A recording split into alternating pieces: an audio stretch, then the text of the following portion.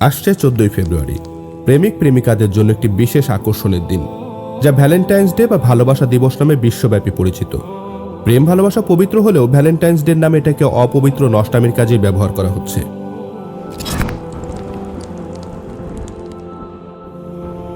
কথিত ভালোবাসার দিনে কত মেয়ে যে ধর্ষণের শিকার হয়, কত তরুণ তরুণী যে এই রাতে নিজেদের পবিত্রতা হারায়, প্রেমের নামে পাপের ফাঁদে পা বাড়ায়, কত অনাকাঙ্ক্ষিত গর্ভধারণ, কত আত্মহত্যা, কত চোখের জল নীরবে ঝরে, তার হিসেব নেই। ভালোবাসা দিবসের নামে পশ্চিমা নষ্ট সংস্কৃতিকে প্রিন্ট ও ইলেকট্রনিক মিডিয়া তাদের চকচকে রঙিন পর্দায় রং ঢং মাখিয়ে সুশোভিত করে উপস্থাপন করে। ফলে উঠতি বয়সী তরুণ তরুণীরা মিথ্যে প্রেমে আকৃষ্ট হয়ে কথিত ভালোবাসার জ্বরে গা ভাসিয়ে নিজেদের মূল্যবান যৌবন ও পবিত্রতাকে নষ্ট করে। এই দিনে কত প্রেম শুরু হয়, কত স্বপ্ন বোনা হয়, মিথ্যে আশা দিয়ে কত প্রেমিকার সতীত্বকে দিনে লুণ্ঠন করা হয়।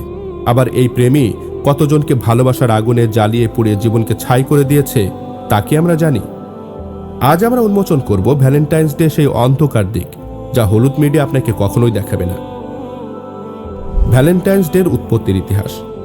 তাই আমাদের জানা জরুরি কি এই ভালোবাসা দিবস, কিভাবেই বা এই নোংরা দিবসের সূচনা।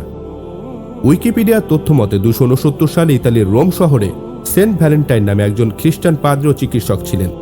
ধর্ম প্রচারের অভিযোগে নয়, বরং অনেকের সাথে অবৈধ শারীরিক সম্পর্কের অভিযোগে তৎকালীন রোম সম্রাট দ্বিতীয় ক্লাডিয়াস তাকে বন্দী করেন। কারণ তখন রোমান সাম্রাজ্যে খ্রিস্টান ধর্ম প্রচার নিষিদ্ধ ছিল আর নৈতিকতার অবক্ষয় রোধ করা প্রয়োজন ছিল। বন্দী অবস্থায় তিনি জনৈক কারারক্ষীর অন্ধ মেয়েকে চিকিৎসার মাধ্যমে সুস্থ করে তোলেন। এর ফলে কারারক্ষীর সেই মেয়ের সাথেও তার প্রেমের সম্পর্ক হয়। ভ্যালেন্টাইন সেই অন্ধ মেয়ের সাথে অবৈধ সম্পর্ক করেন। চিকিৎসার মাধ্যমে কারারক্ষীর মেয়ের চোখ ভালো করায় সেন্ট ভ্যালেন্টাইনের জনপ্রিয়তা বেড়ে যায়, আর তাই তার প্রতি ঈর্ষান্বিত হয়ে রাজা তাকে মৃত্যুদণ্ড দেন। সেই দিন 269 সালের 14ই ফেব্রুয়ারি ছিল। অতঃপর 496 সালে পোপ সেন্ট জেলাসিও প্রথম জুলিয়াস ভ্যালেন্টাইন স্মরণে 14ই ফেব্রুয়ারিকে ভ্যালেন্টাইন দিবস ঘোষণা করেন। এভাবেই নাকি এই দিবসের সূচনা। বাংলাদেশে এই দিবসের প্রচারণা শুরু হয় সাংবাদিক শফিক রেহমানের হাত ধরে। ইংল্যান্ডে পড়াশোনা করা শফিক রেহমান সাপ্তাহিক জায়জায়দিন পত্রিকার মাধ্যমে, পরবর্তীতে বিটিভিতে লাল গোলাপ নামের অনুষ্ঠানের মাধ্যমে এই নষ্ট পশ্চিমা সংস্কৃতিকে দেশে ফেরি করে। 14ই ফেব্রুয়ারির ফলে বাংলাদেশের অবস্থা। পশ্চিমাপন্থী কর্পোরেট মিডিয়াগুলো তাদের প্রভুদের নষ্ট অপসংস্কৃতিকে বাংলাদেশের আনাচে কানাচে ছড়িয়ে দিচ্ছে। ভালোবাসার নামে পত্রিকার বিশেষ সংখ্যা বের হয়। ক্লোজ আপ, কাছে আসার গল্পের নামে বিশেষ টেলিফিল্ম বানিয়ে যুবক যুবতীদের জিনা ব্যভিচার উৎসাহ দিচ্ছে। নাটক, সিনেমা, গানসহ সকল জায়গায় শুধুমাত্র প্রেম আর যৌনতাকে অনবরত প্রমোট করে। যুবক যুবতীদের মাঝে এই শিক্ষাই দেওয়া হচ্ছে যে প্রেম মানেই লিটনের ফ্ল্যাটে ডেটের নামে শারীরিক সম্পর্ক করা। আগে যেখানে লজ্জায় বড় ভাই বাবার ভয়ে গোপনে প্রেম করত, এখন 14ই ফেব্রুয়ারিতে এখনকার প্রেমিক প্রেমিকারা লজ্জা শরমের মাথা খেয়ে বাবা বড় ভাইয়ের ভয়কে বুড়ো আঙ্গুল দেখিয়ে প্রকাশ্যে একে অপরকে প্রেম নিবেদন করছে। ভয়ঙ্কর পরিসংখ্যান, যার ফলস্বরূপ এখন আমরা পার্কে, হোটেলে, রেস্টুরেন্টে, কলেজ ভার্সিটির ক্যাম্পাসে অবৈধ শারীরিক সম্পর্কের দৃশ্য দেখতে পাচ্ছি। বিয়ের আগেই সন্তান জন্ম দেওয়ার হার আশঙ্কাজনক বৃদ্ধি পাচ্ছে। টেলিভিশনের পর্দা, পত্রিকার পাতা খুললেই ধর্ষণ, আত্মহত্যা, বিয়ের দাবিতে প্রেমিকের বাড়িতে প্রেমিকার অনশনের মতো ঘটনা নজরে আসছে। বাংলাদেশে 2010 থেকে 2014 সালের মধ্যে গর্ভপাতের সংখ্যা উল্লেখযোগ্যভাবে বৃদ্ধি পেয়েছে। 2010 সালে প্রায় 6.5 লাখ গর্ভপাতের ঘটনা ঘটেছিল, যা 2014 সালে বেড়ে প্রায় 12 লাখে পৌঁছেছে।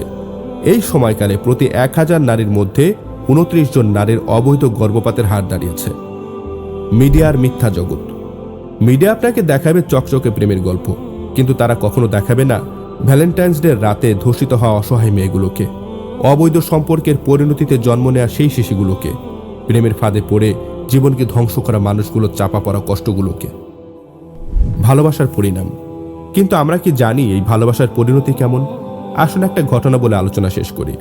বিশ্ববিদ্যালয়ে পড়ো এক সুন্দরী মেধাবী ছাত্রী কথিত প্রেমিকার চাপে আর বন্ধুবান্ধবের প্ররোচনায় সে 14ই ফেব্রুয়ারি রাতে তার প্রেমের প্রমাণ দিতে গিয়ে নিজের শরীর আর সতীত্বকে প্রেমিকের কামনার কাছে সঁপে দেয়। কয়েক মাস পরে সে জানতে পারে সে গর্ভবতী। তার গর্ভবতীর বিষয়টা প্রেমিক অস্বীকার করে। প্রেমিকের মানুষরূপী আসল চেহারাটা সে বুঝলেও তার পরিবার ও সমাজ তার পেটে থাকা সন্তানকে মেনে নিতে নারাজ। পরিবার তাদের মেয়ের থেকে মুখ ফিরিয়ে নিলে সমাজের মান সম্মানের ভয়ে বাধ্য হয়ে গর্ভপাতের পথ বেছে নেয়। কিন্তু অপারেশন করতে গিয়ে সমস্যা হয়, মেয়েটি সারা জীবনের জন্য মা হওয়ার ক্ষমতা হারিয়ে ফেলে, যার ফলে প্রেমিকের কাছে প্রেমের পরীক্ষা দিতে গিয়ে তাকে সারা জীবনের দুঃখকে গ্রহণ করতে হলো। এটা কোনো নিছক গল্প নয়, এরকম হাজারো সত্য ঘটনা আমাদের চারপাশে ঘটছে। এক রাতের উন্মাদনা সারা জীবনের কান্না ও অনুশোচনা হয়ে আছে। সত্যিকারের ভালোবাসা মা বাবা স্ত্রী সন্তান সবার জন্য। এটার জন্য কোনো নোংরা দিবসের প্রয়োজন নেই। নিজের যৌন অধিকার একমাত্র বিবাহিত স্ত্রীর জন্য আল্লাহর পক্ষ থেকে নেয়ামত ও আমানত। তাই এই আমানতকে শুধুমাত্র আল্লাহর নির্দেশিত পথেই ব্যবহার করতে হবে।